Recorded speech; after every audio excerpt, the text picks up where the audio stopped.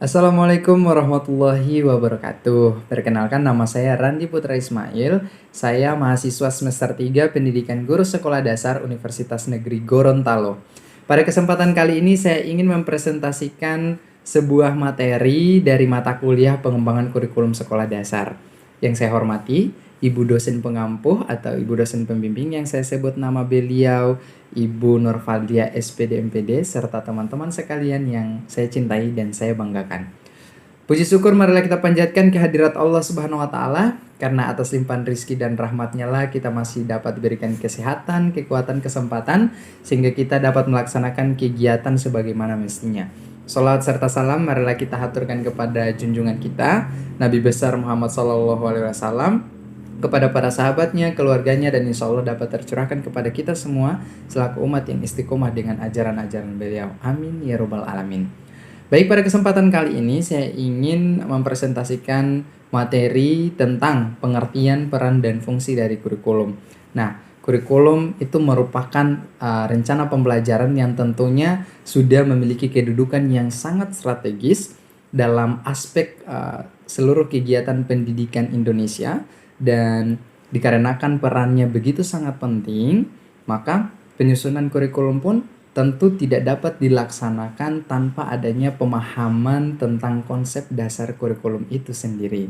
Dan dalam materi ini, kita diharapkan untuk bisa menjelaskan pengertian kurikulum, kemudian yang kedua bisa menjelaskan perbedaan antara kurikulum menurut para ahli, kemudian yang ketiga bisa menjelaskan peran dari kurikulum, dan yang keempat itu bisa menjelaskan tentang fungsi dari kurikulum itu sendiri.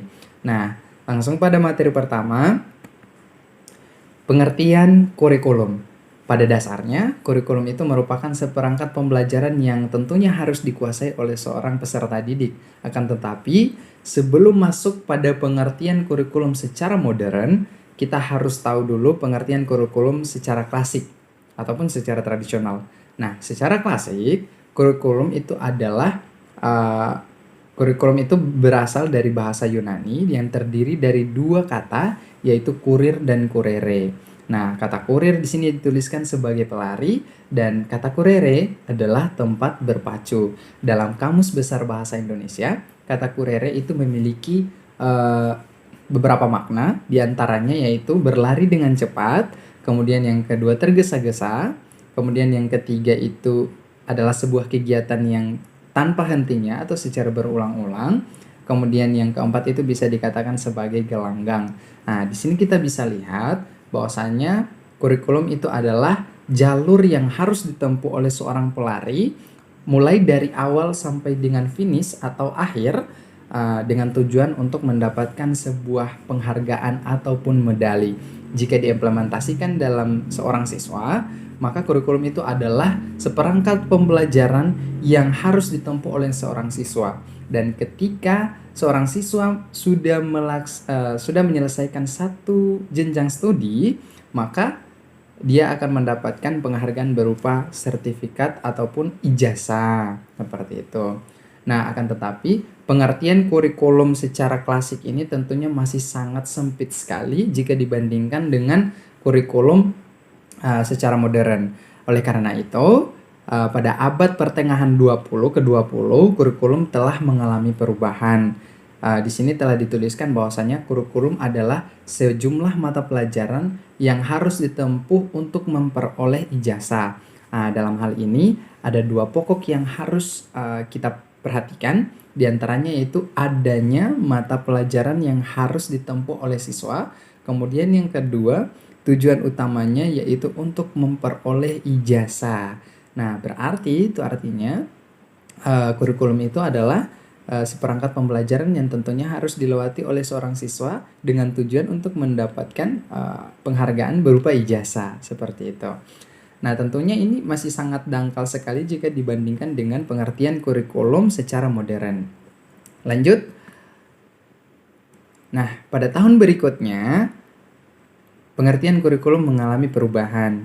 Di sini dikatakan bahwasanya kurikulum adalah semua pengalaman belajar yang dialami siswa dan mempengaruhi perkembangan pribadinya.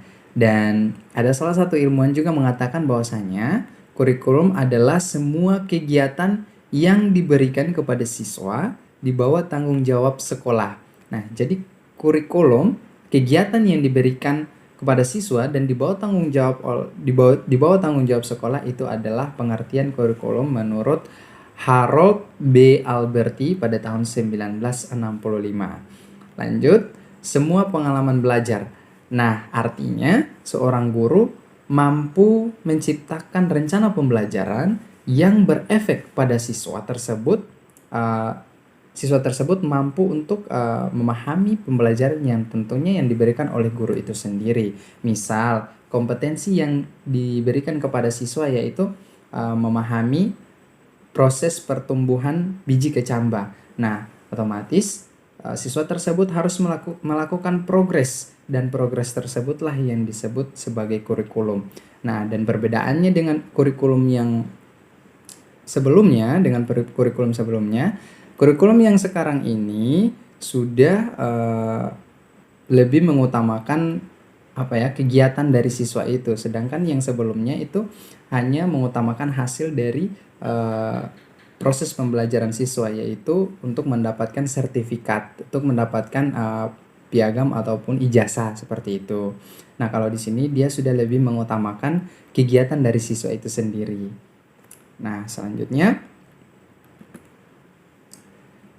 pengertian lain dari kurikulum. Oke, di sini ada 3 ilmuwan yang mengemukakan tentang pengertian kurikulum, di mana menurut mereka adalah kurikulum adalah segala upaya sekolah untuk mempengaruhi siswa supaya belajar baik dalam ruang kelas, di halaman sekolah maupun di luar sekolah.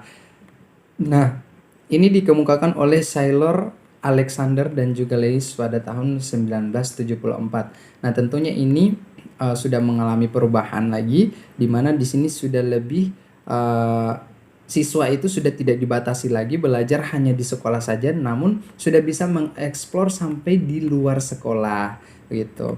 Dan menurut Undang-Undang Nomor 20 Tahun 2003 tentang Sisdiknas, kurikulum adalah seperangkat rencana dan pengaturan mengenai tujuan, isi, dan bahan pelajaran serta cara yang diinginkan sebagai pedoman penyelenggaraan kegiatan pembelajaran untuk mencapai tujuan pendidikan tertentu. Nah, jadi ini sudah didukung oleh Undang-Undang Nomor 20 Tahun 2003, dan Undang-Undang Nomor 20 Tahun 2003 ini adalah pengertian kurikulum secara modern yang saat ini sedang kita pakai. Baik, langsung pada definisinya. Undang-Undang Nomor 20 Tahun 2003 tentang Sistem Pendidikan Nasional, terutama pada pasal 1 ayat 19 dan pasal 36 ayat 3. Di sini kurikulum sudah mengutamakan lagi pendidikan karakter atau pengembangan diri dari setiap siswa peserta didik. Nah, di sini dikatakan ada beberapa poin, di mana yang pertama itu ada peningkatan iman dan takwa, kemudian yang kedua peningkatan akhlak mulia, peningkatan potensi, keragaman potensi daerah dan lingkungan. Nah, jadi sudah bermain di lingkungan luar sekolah. Kemudian tuntutan pembangunan daerah dan nasional. Selanjutnya ada tuntutan dunia kerja, kemudian pekerjaan ilmu, pengetahuan, teknologi, dan seni. Yang selanjutnya ada agama, dinamika perkembangan global, dan yang terakhir persatuan nasional dan nilai-nilai kebangsaan. Seperti itu. Nah, jadi Undang-Undang Nomor 20 Tahun 2003 ini adalah pengertian dari kurikulum yang sudah sesuai dengan perkembangan zaman. Karena pengertian dari kurikulum itu harus sesuai dengan seiring perkembangan zaman. Jadi kalau zaman udah berubah, maka kurikulum pun pasti akan berubah, dan tentunya harus menyesuaikan sesuai dengan zaman yang ada. Seperti itu. Selanjutnya ada 3 peran kurikulum yang sangat penting, yakni ada 3. Yang pertama peran konservatif, kemudian yang kedua ada peran kritis dan evaluatif, yang ketiga yaitu peran kreatif. Nah, pada peran konservatif ini lebih menekankan kurikulum sebagai sarana untuk mentransmisasikan nilai-nilai warisan budaya yang masa lalu yang dianggap relevan dengan masa kini dengan generasi muda, dalam hal ini para siswa. Nah, sedangkan peran kritis dan evaluatif di sini peran ini dilatar belakangi oleh adanya kenyataan bahwa nilai-nilai budaya yang hidup dalam masyarakat senantiasa mengalami perubahan, sehingga pewarisan nilai budaya masa lalu kepada siswa perlu disesuaikan dengan kondisi masa sekarang. Nah, kemudian yang ketiga itu ada peran kreatif. Nah, peran kreatif ini lebih menekankan bahwa kurikulum harus mampu mengembangkan sesuatu yang baru sesuai dengan perkembangan yang terjadi dan kebutuhan masyarakat sekarang dan masa mendatang. Seperti itu. Selanjutnya yaitu ada fungsi dari kurikulum. Nah, sebenarnya pada dasarnya fungsi kurikulum itu semuanya sama, yaitu sebagai pedoman. Akan tetapi hanya saja yang membedakan itu adalah kepada siapa pedoman tersebut ditujukan. Misal di sini ada seorang guru. Nah, jadi fungsi kurikulumnya itu sebagai pedoman dalam melaksanakan proses pembelajaran. Nah, kemudian yang kedua, kepala sekolah dan pengawas. Nah, jadi fungsi kurikulumnya itu sebagai pedoman dalam melaksanakan supervisi atau pengawasan. Kalau bagi pengawas itu tentunya yang mereka supervisi atau pengawasan yaitu terhadap kurikulum di sebuah sekolah apakah sudah memenuhi kurikulum yang sekarang diadakan atau belum, seperti itu. Kemudian yang ketiga yaitu orang tua. Nah, orang tua di sini fungsi kurikulumnya sebagai pedoman dalam membimbing anaknya belajar di rumah. Nah, itu sudah pasti. Dan kemudian ada keterlibatan terhadap masyarakat. Nah, artinya apa? Dalam sebuah kegiatan sekolah tentunya kita harus melibatkan masyarakat, baik itu sebagai pemberian materi ataupun sebagai pengisi acara dalam sebuah kegiatan di sekolah. Nah, di sini masyarakat fungsi kurikulumnya sebagai pedoman untuk memberikan bantuan bagi terselenggaranya proses pendidikan di sekolah. Nah, dan yang terakhir itu sebagai siswa, fungsi kurikulumnya sebagai pedoman belajar. Nah, saya rasa siswa ini sudah sangat jelas sekali sebagai pedoman belajar, karena siswa itu memang tugasnya adalah belajar. Dan